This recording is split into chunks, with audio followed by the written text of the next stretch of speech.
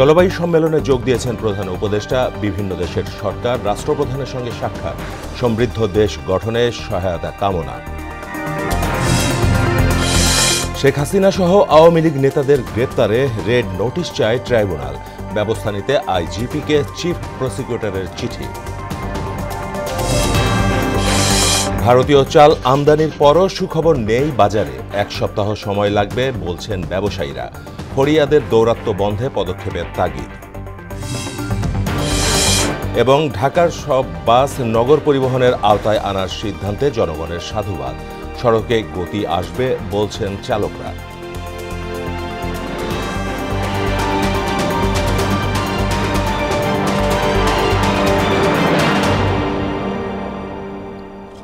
আসসালামু আলাইকুম, সবাইকে মোহনা সংবাদে স্বাগত। শুনছিলেন শিরোনাম, সঙ্গে আছি মাহমুদ হোসেন।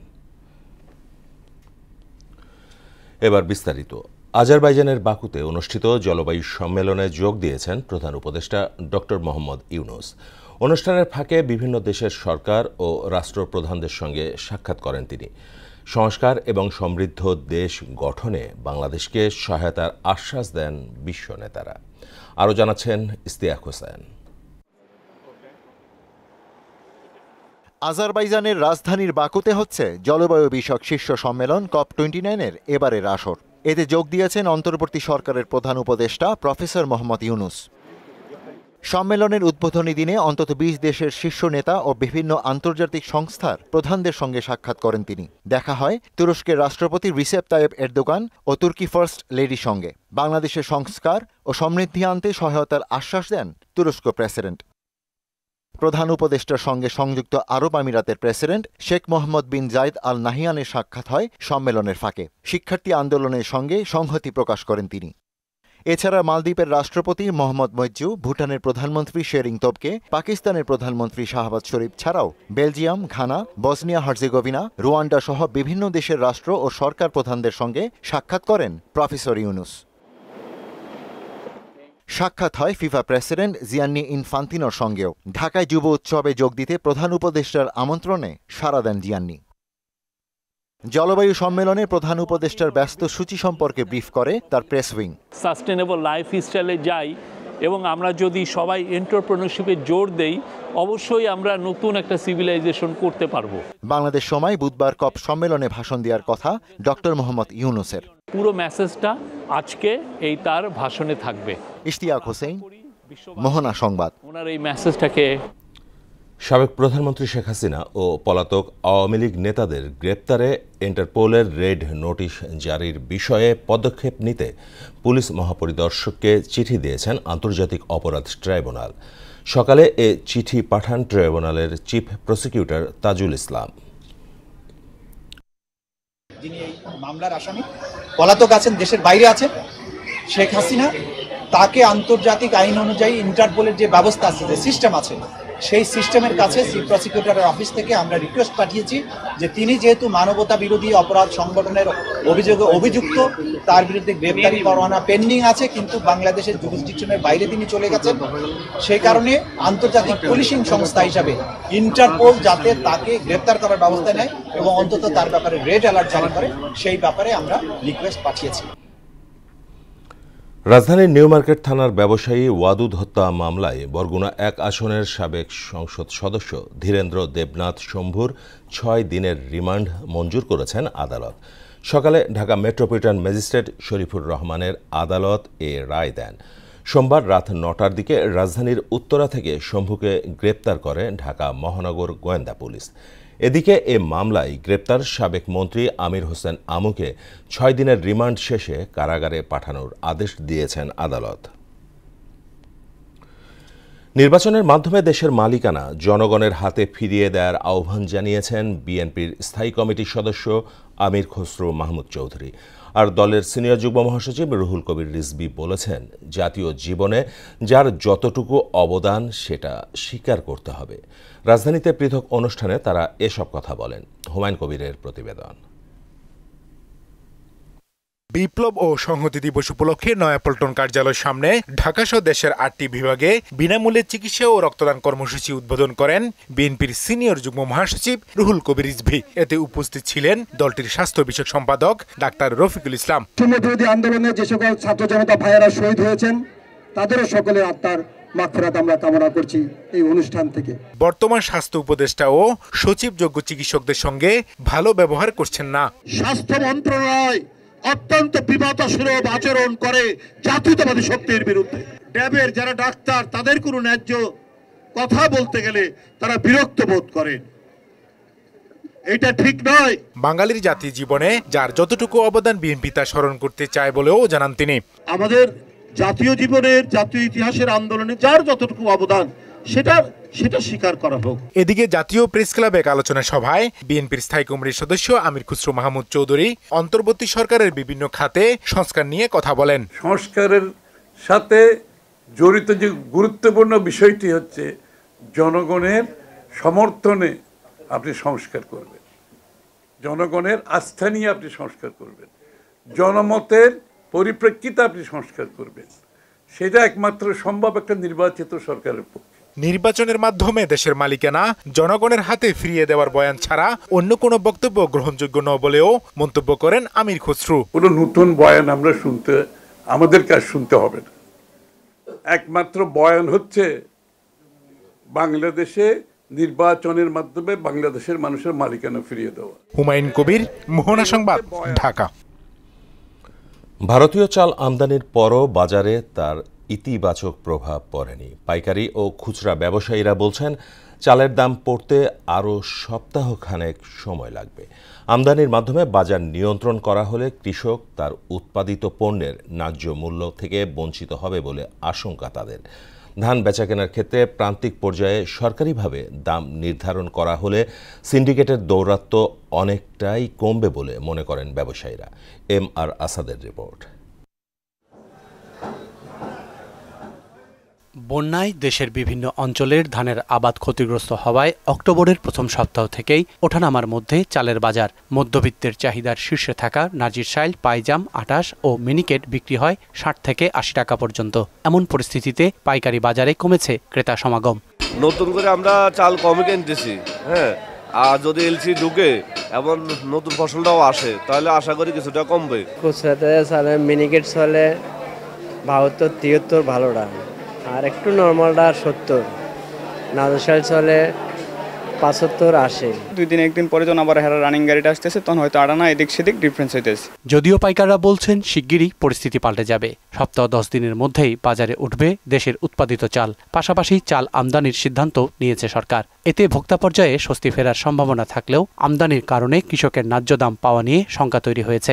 সময়ের মতো আমরা আমদানি করতে পারি না, অসময় করে ফেলে। এখন এই সময় আমাদের আমদানি দরকার ছিল না, এখন নতুন একটা ধান আসবে, সেটা কৃষক একটা মূল্য পাবে, কিন্তু আমরা এখন আমদানি করব, এখন কৃষকের একটা দাম না পাওয়ার মতো শোচনীয় হবে আর কি। ভারতের চাল যদি আমদানি করতে হয়, বাংলাদেশের চাল থেকে রেট আরো 2-3 টাকা 5 টাকা কেজিতে কম থাকতে হবে, তাইলে গিয়ে আপনার এফেক্ট পড়বে প্রচুর। যদি অগ্রহায়ণে নতুন এসে যায় তাহলে বাজার স্বাভাবিক হয়ে যাবে।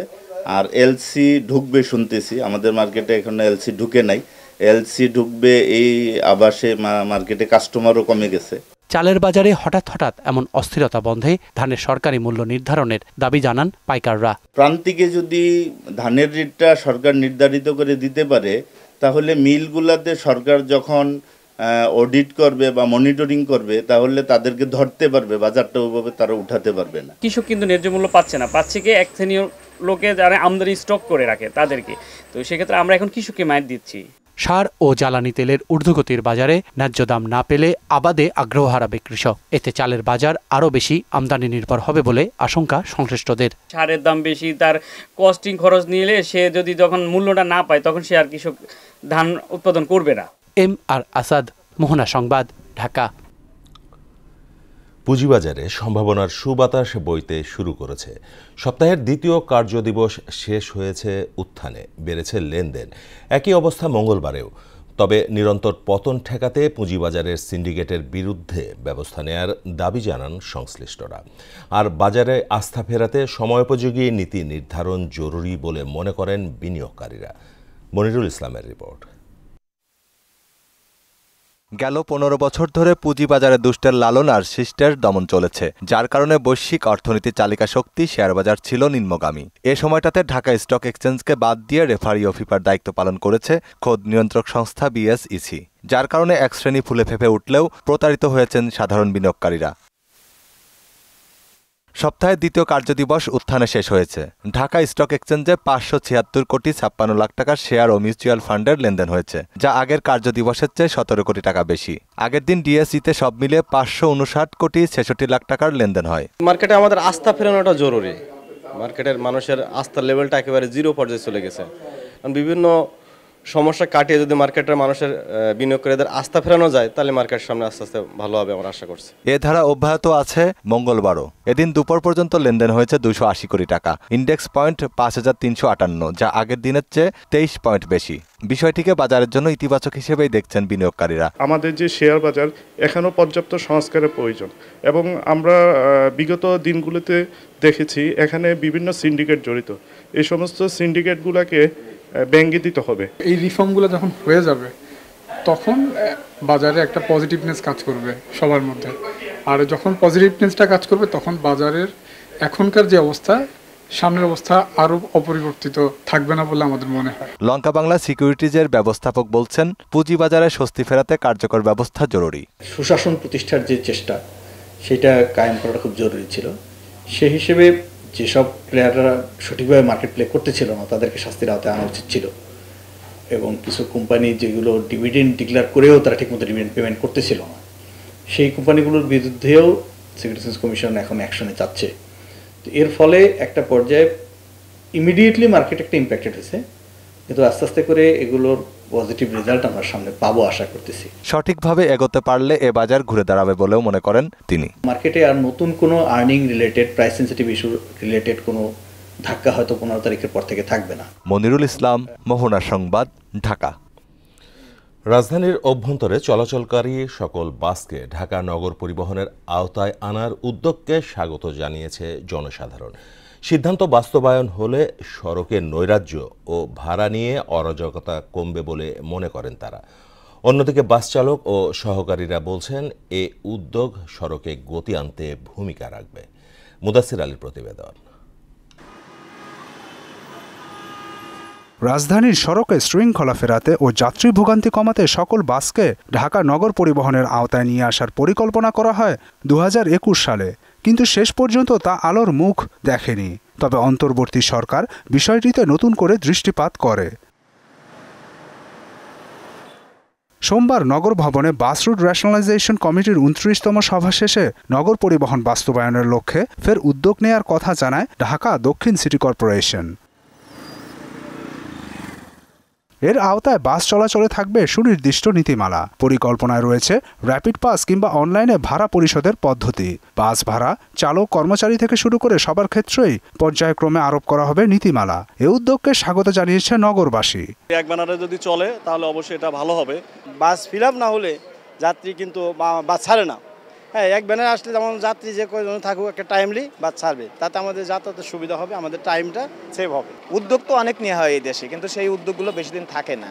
ভাড়া নিয়ে যে নৈরাজ্য, তারও অবসান হবে বলে বিশ্বাস তাদের। ভাড়া নির্ধারণ করে যদি এইভাবে টিকিট সিস্টেম বা পাস সিস্টেম করে দেয়, মেট্রো রেলের মতো করে দেয়, তাহলে এটা আর সেখানে কোনো বিতর্ক থাকবে না। মানুষও স্বাভাবিকভাবে চলাফেরা করতে পারবে, এতে সুবিধাই হবে। গাড়ি কিছু কমবে, যাত্রীদের একটু সমস্যায় পড়তে পারে। বাস চালক ও সহকারীরাও চান এ উদ্যোগের সফলতা। বর্তমানে বাস চলাচলে যে বিভিন্ন অনিয়ম ও অরাজকতা আছে তা তারা স্বীকার করেন। আগে যেমন একটা কোম্পানি ছিল, সব এক ব্যানার হয়ে যাবে, ভালো না? এরকম মানিকানা সার্ভিস আলাদা আলাদা এক এক কোম্পানি, পারাপারি থেকে খুব ভালো হবে। এরকম সব ব্যানার যদি করে তাহলে সবচেয়ে বেটার, ভালো হয় না? সব এক জায়গায় যাত্রী দাঁড়ানো থাকবে, আমরা এক জায়গায় থেকে যাত্রী তুলবে, এক জায়গায় যাত্রী আমরা, তাতে আমাদের ছাড় জন্য কোনো ডিস্টার্ব করে না, আমাদের কোনো ডিস্টার্ব হয় না। নগর পরিবহনের আওতায় আসতে এ পর্যন্ত 80টি বাস আবেদন করেছে বলে জানিয়েছে ঢাকা পরিবহন সমন্বয় কর্তৃপক্ষ। আপাতত 30 নভেম্বর পর্যন্ত আবেদনের সুযোগ রয়েছে। নগর পরিবহনের আওতায় এলেও বাসের মালিকানা সংশ্লিষ্ট কোম্পানির কাছেই থাকবে। মুদাসির আলী, মোহনা সংবাদ, ঢাকা। প্রতিদিনই বাড়ছে ডেঙ্গু আক্রান্ত ও মৃত্যু। গেল 24 ঘন্টায় ডেঙ্গু আক্রান্ত হয়ে আরও 5 জনের মৃত্যু হয়েছে। শীত মৌসুমে এসেও রোগী নিয়ন্ত্রণে হিমশিম খাচ্ছে হাসপাতালগুলো। বেশিরভাগ ক্ষেত্রেই সময়মতো হাসপাতালে না আসার কারণে বাড়ছে জটিলতা, সঙ্গে যুক্ত হচ্ছে চিকিৎসা ব্যয়, যা মেটাতে হিমশিম খাচ্ছে নিম্ন আয়ের মানুষ। অপ্রতিরোধ্য ডেঙ্গু এখন সারা বছর ধরেই থাকবে, তাই এর প্রতিরোধে সমন্বিত উদ্যোগের পাশাপাশি প্রয়োজন ভ্যাকসিন, বলছেন চিকিৎসকরা। আরও জানাচ্ছেন উষা ফেরদৌস। নারীরা বেশি কেন আক্রান্ত হয়? হাসপাতালে সাদা বিছানায় যন্ত্রণাকাতর 4 বছর বয়সী আব্দুর রহমান। জ্বর হয়ে কিছু বুঝে ওঠার আগেই ধরা পড়ে ডেঙ্গু। ফুটপাথে ব্যবসা করা এই শিশুর মা নিজের অসহায়ত্ব তুলে ধরেন। 3 দিনের মাথায় মনে করেন পরীক্ষা করছি, ডেঙ্গু ধরা পড়ছে। ট্রিটমেন্ট দেওয়ার পর এখন মোটামুটি ইমার্জেন্সি 10,000 টাকা দামের একটা স্যালাইনও দেওয়া লাগছে আমার। আমি গরিব মানুষ, কোন আমি এত টাকা কই পাই? প্রতি বছরই ডেঙ্গু নিয়ন্ত্রণে ব্যর্থতার জন্য প্রাণহানি হচ্ছে এবং নাগরিক জীবনে নামে আতঙ্ক। তবুও মশা নিয়ন্ত্রণে নেই কার্যকর পদক্ষেপ। মশার ওষুধ এখানে ছিটায় না, অথবা মেডিসিনের মধ্যে পানি মিলাই দেয়। ঢাকা শহর তো যেখানে সেখানে ময়লা থাকে, পরিষ্কার তো আর রেগুলার হয় না। মশা তো মনে করেন এই পানি পুনি যদি থাকে তাহলে মনে করেন পচা পানি, এর ভিতর মশা জমে। আতঙ্কিত হবার কিছু নেই, এই ভেবে অনেক রোগী শারীরিক অবস্থা জটিল হলে হাসপাতালে আসছেন। এতে হাসপাতালে যেমন ডেঙ্গু রোগী বাড়ছে, তেমনি বাড়ছে মৃতের সংখ্যা। ডেঙ্গুর এই প্রকোপটা দেখা যাচ্ছে নভেম্বর, ডিসেম্বর, জানুয়ারি, কখন ফেব্রুয়ারি পর্যন্ত আমরা সাফার করতেছি। আমাদের অনেক রোগী পাচ্ছি। আমাদের কুর্মিটোলাতে আমরা পেশেন্ট লোড এত বেশি বেড়ে যাচ্ছে ডেঙ্গুতে। সব কিছু মিলায় আসলে আমরা এই সময়টাতে অনেক হিমশিম খাচ্ছি। সরকার, কমিউনিটি এবং ব্যক্তিগত পর্যায়ে সবাই কাজ করবে, সাথে হচ্ছে ভ্যাকসিনের জন্য আমাদের গুরুত্ব আরোপ করতে হবে। জ্বর হলে সেটি ডেঙ্গু জ্বর কিনা তা নিশ্চিত হতে জ্বরের প্রথম বা দ্বিতীয় দিনে SS1 পরীক্ষা করার পরামর্শ দিয়েছেন চিকিৎসকরা। মশক নিধনের যে কার্যকরী পন্থা, সবকিছু মিলিয়ে আমাদের সবাইকে কাজ করতে হবে। উষা ফেরদৌস, মোহনা সংবাদ, ঢাকা। বকেয়া বেতনের দাবিতে ঢাকা ময়মনসিংহ মহাসড়কে টানা 60 ঘণ্টার অবরোধ সোমবার রাতে প্রত্যাহার করে নিয়েছে শ্রমিকরা। সকাল থেকে মহাসড়কে যান চলাচল স্বাভাবিক রয়েছে। পুলিশ জানায়, গতকাল মালিকপক্ষ ও শ্রমিক প্রতিনিধির বৈঠকে সিদ্ধান্ত হয় আগামী রোববার TNZ কারখানার শ্রমিকদের 6 কোটি টাকা প্রথম কিস্তিতে বেতন পরিশোধ করা হবে। সিদ্ধান্ত মেনে আন্দোলন প্রত্যাহার করেন শ্রমিকরা। অন্যদিকে যেসব কারখানা ছুটি ঘোষণা করা হয়েছিল সেসব কারখানাও আজ খুলে দেয়া হয়েছে। সকালে গাজীপুর শিল্পাঞ্চলে এখন শান্ত রয়েছে। দেশের বাইরের খবর। গাজা ও লেবাননে হামলা অব্যাহত রেখেছে ইসরায়েলি সেনারা। এতে গাজায় 40 জন ও লেবাননে 7 জন নিহত হয়েছে। এদিকে গাজা ও লেবাননবাসীর ওপর চালানো ইসরায়েলি হত্যাযজ্ঞ অবিলম্বে বন্ধের আহ্বান জানিয়েছেন সৌদি যুবরাজ মোহাম্মদ বিন সালমান। নতুন করে সিরিয়ায় 2 অঞ্চলে অন্তত 9টি লক্ষ্যবস্তুতে বিমান হামলা চালিয়েছে যুক্তরাষ্ট্র। বিস্তারিত জানাচ্ছেন মোহাম্মদ ওয়ালিউল্লাহ। অবরুদ্ধ গাজা ভূখণ্ডে ইসরায়েলি বর্বর হামলায় কমপক্ষে 40 ফিলিস্তিনি নিহত হয়েছে। ভূখণ্ডটির দক্ষিণে আল মাওয়াসি এলাকায় একটি ক্যাফেতে ড্রোন হামলা চালায়। এতে 10 জন নিহত হয়। এর আগে ইসরায়েলের সামরিক বাহিনী এ এলাকাকে নিরাপদ অঞ্চল হিসেবে ঘোষণা করেছিল। এ হামলায় এটি প্রমাণ করেছে যে নিরাপদ এলাকা সম্পর্কে ইসরায়েলি দাবিগুলো কেবলই মিথ্যা বর্ণনা ছাড়া আর কিছুই নয়।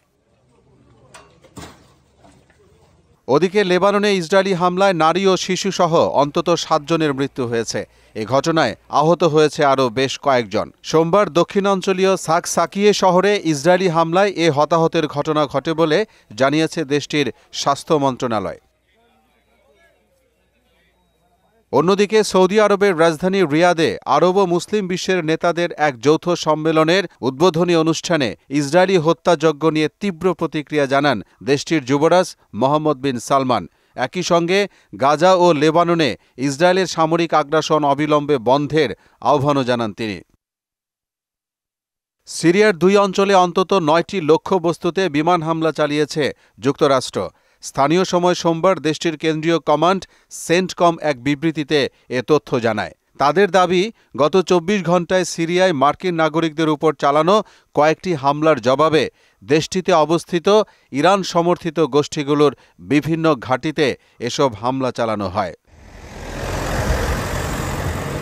মোহাম্মদ আলিউল্লাহ, মোহনা সংবাদ। খেলা সংবাদ ক্রিকেট। বাংলাদেশ দলে এখনও সাকিব আল হাসান, তামিম ইকবাল ও মুশফিকুর রহিমের বিকল্প পাওয়া না গেলেও ওয়েস্ট ইন্ডিজ সফরে তরুণরা ভালো করবে বলে আশা প্রকাশ করেছেন সাবেক ক্রিকেটার হাবিবুল বাশার সুমন। অন্যদিকে তরুণদের কাছ থেকে ভালো ফল পেতে আরও সময় দিতে হবে মনে করেন আরেক সাবেক ক্রিকেটার মেহরাব হোসেন অপি। আরও জানাচ্ছেন কাজী পাপ্পু।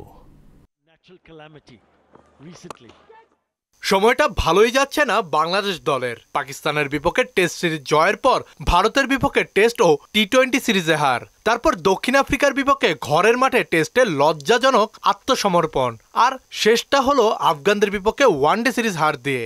এবার টাইগারদের গন্তব্য ক্যারিবীয় দ্বীপ।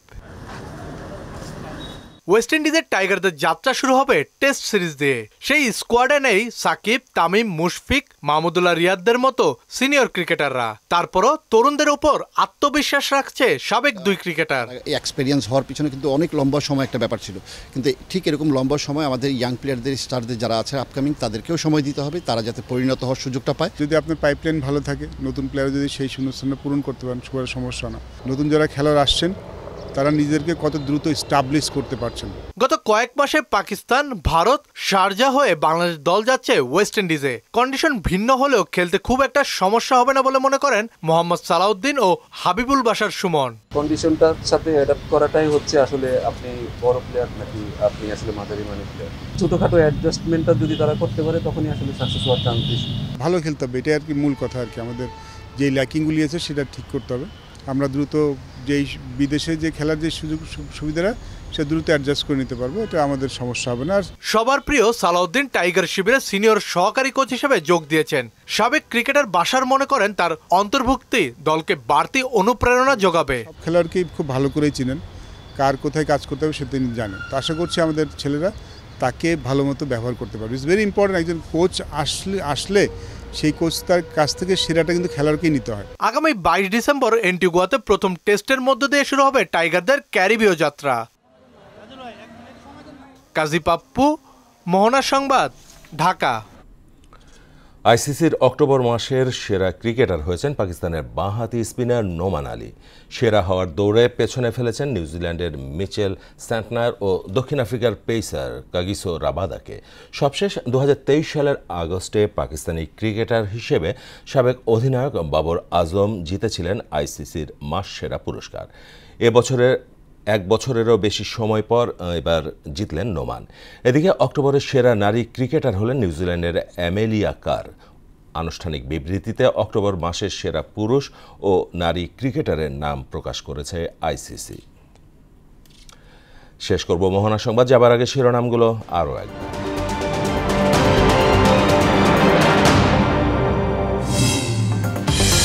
জলবায়ু সম্মেলনে যোগ দিয়েছেন প্রধান উপদেষ্টা। বিভিন্ন দেশের সরকার রাষ্ট্রপ্রধানের সঙ্গে সাক্ষাৎ, সমৃদ্ধ দেশ গঠনে সহায়তা কামনা।